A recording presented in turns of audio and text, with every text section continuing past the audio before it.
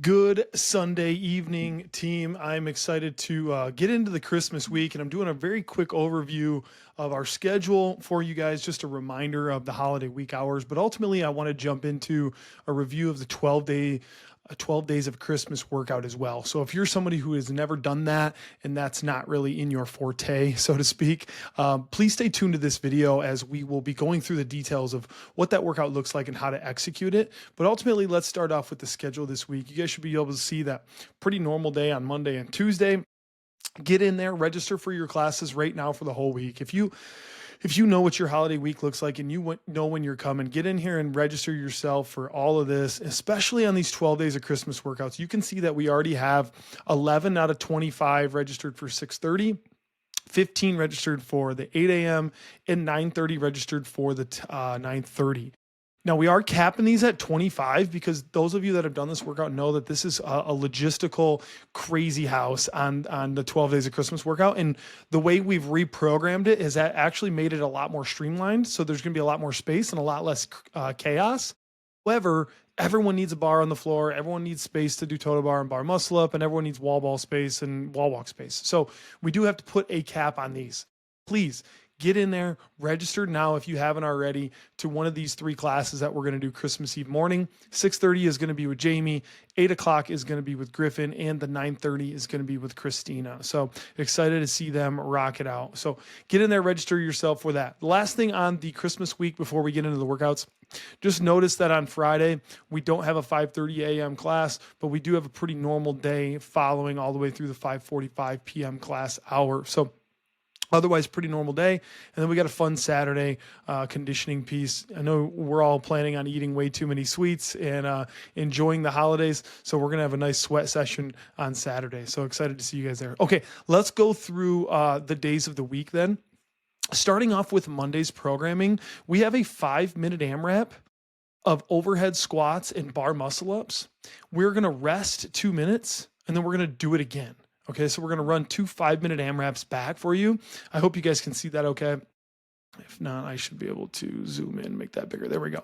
Okay, so what we're looking at is an ascending ladder where you do 4 overhead squats and then 1 bar muscle up, 8 overhead squats and 2, and so on and so forth for that 5-minute duration. Tight time domains mean high power output. We're looking at anaerobic threshold stuff right here. So the only thing I want to mention is that bar muscle ups are also in the 12 days of Christmas workout. On the second day of Christmas, it is 2 bar muscle ups. So if you're somebody that has muscle ups, but maybe that kind of volume of doing them Monday and doing them Wednesday concerns you, and you want to reserve them for the 12-day of Christmas workout, then substitute the bar muscle up for a chest to bar pull up, which is written in the independence notes. So I'm going to encourage a lot of people to do that on Monday.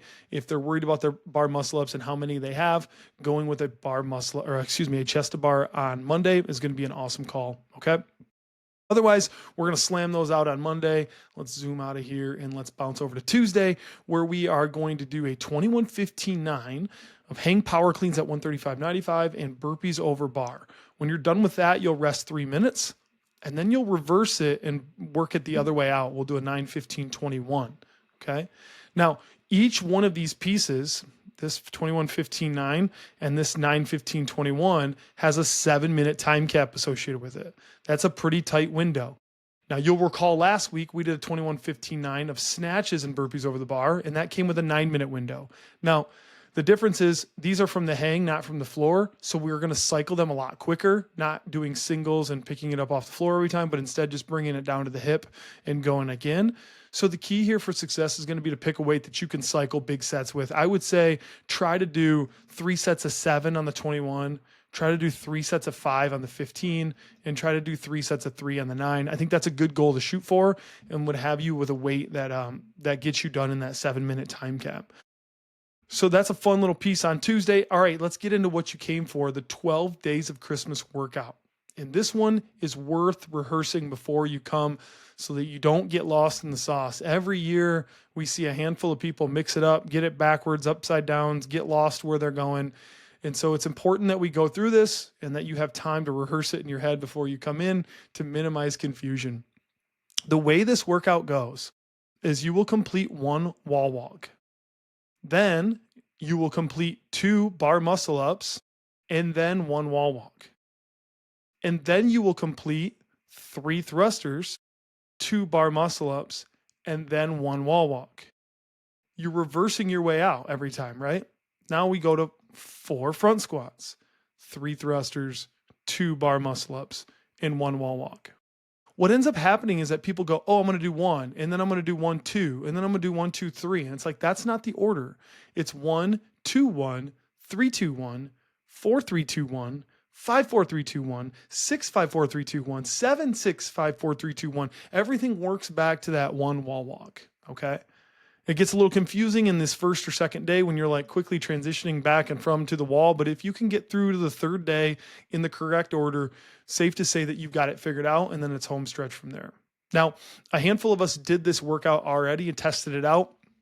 It's going to be between a 35 to 55 minute piece, and we've got to put a time cap on it because we are running classes. And so what we plan to do is try to get a 15-minute whiteboard brief warm-up prep session in, and then give you a 50-minute time cap. That would put us at an hour and 5-minute long class with a little bit of flex time for cleanup, put stuff away, get the floor set back up for the next class, which would start at the 90-minute mark. Every hour and a half, we're going to run a class. So we're looking at a 50-minute time cap to try to complete this. I was able to do it in about just under 37 minutes.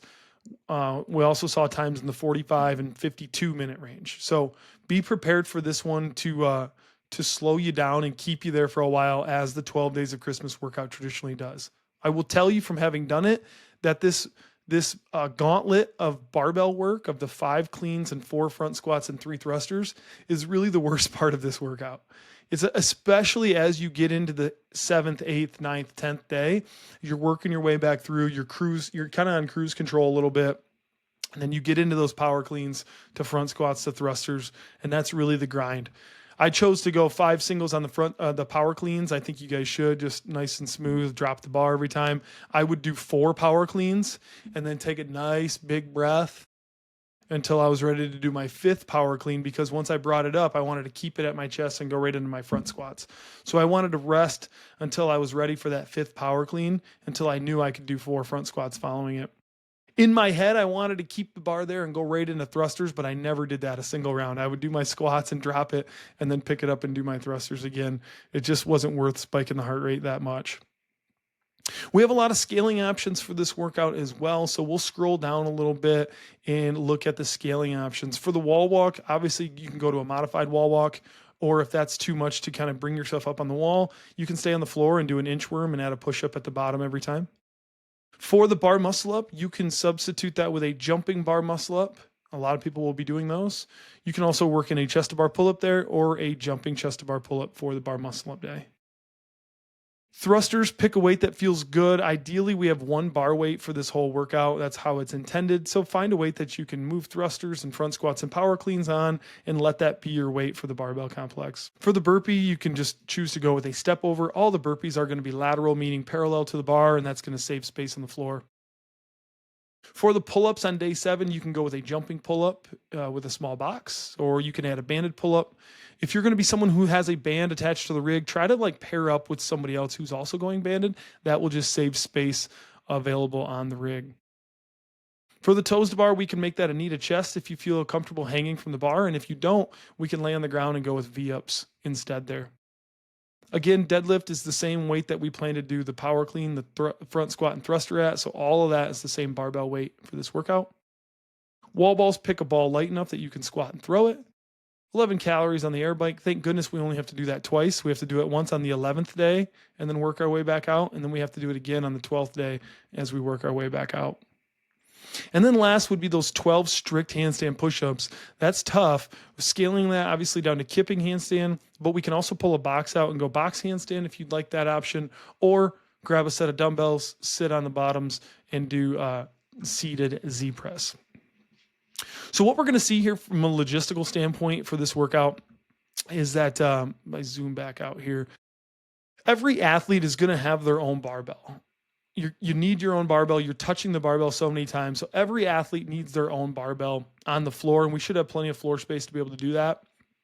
But it is common, and I think we should suggest that you guys share a wall ball with at least a partner, just from the simple fact of available wall ball targets and spacing. I don't think every athlete needs one. By the time we get to the 10th day, we've all separated so much in this workout that if you have a partner, you won't be there at the same time as them at all. Plus 10 wall balls only takes 30 seconds to complete. So if you do arrive there, consider it an extra 30-second rest. But you and your partner should never run into each other on the wall ball. So that would just simply save space. So everyone is going to get their own bar. We're going to share a wall ball. And then on the air bike, they're all going to be pre-positioned on the floor for you. Do not pull one out and set it on the floor close to your station. It is not that important. And you're only going to be on it twice. And it's not until the 11th day do you need the bike. So there's absolutely no reason for you to try to pull a bike out and put it in the middle of everyone's way. We will have them pre-positioned on the floor available. You just walk over, grab one that's available, hit your 11 calories, and then move off. It's certainly not going to be a my bike kind of day. And then wall space. We'll be visiting the wall a lot, but it's only for one wall walk. So you'll be in, get up and down on the wall, and then you'll be out again. And so we'll just be walking around with towels and in mops to try to mop up the sweat off the mats as much as we're able to keep you guys moving through that as much as possible. But logistically, we did our best to kind of keep this one smooth sailing for you guys to get the most intensity out of it that you can, okay? And then that rounds out the week going into Friday, and we're going to hit handstand push-ups, deadlifts, and V-ups coming back after Christmas. We can scale this to a comfortable deadlift weight. RX is 185, 125, and we have an RX plus weight of 225 and 155. And then RX plus would be strict handstand push-ups as well. But ultimately, we'll have a lot of athletes with a plan B on the handstand push-up for Friday, something that feels good for their shoulders. Okay. All right, crew, that's all I have for you. I want to wish you guys a Merry Christmas. I hope that this was helpful for the 12 days of Christmas workout and that you get in and get registered for your classes for the week. We would love to know when you're coming from Monday all the way through Saturday. So get in, register, and we will see you guys this week in the gym.